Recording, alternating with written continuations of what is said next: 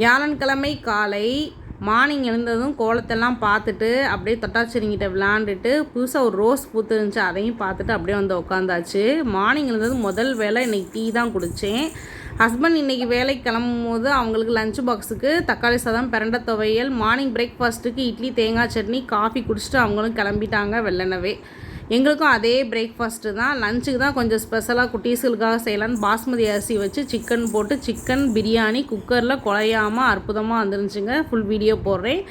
இந்த பக்கம் சிக்கன் 65 கொஞ்சம் கூட மசாலா உதிராமல் செமையாக வந்துருந்துச்சு. இந்த வீடியோ ஆல்ரெடி போட்டிருக்கேன் பாருங்கள். இந்த பக்கம் சிக்கன் தண்ணி குழம்பு தான் செஞ்சுருக்காங்க. தேங்காய் வந்து கம்மியாக அரைச்சி ஊற்றி நைட்டு டின்னருக்கு சேர்த்தே வந்து செஞ்சு வச்சாச்சு. தயிர் வெங்காயம் வச்சாச்சு. 2 லெட் பீஸை வந்து பொரித்து வச்சாச்சுங்க. எல்லாத்தையும் சுட சுட தட்டில் போட்டு சாப்பிட்றக்கு அம்புட்டு ருசியாக இருந்துச்சு. லெஃப்ட் ஓவர்லாம் வச்சு நைட்டுக்கு எங்களுக்கு தோசை, பெரியவங்களுக்குலாம் இட்லி சுட்டு சூப்பராக சாப்பிட்டு இந்த டே முடிஞ்சுச்சு. பாய்.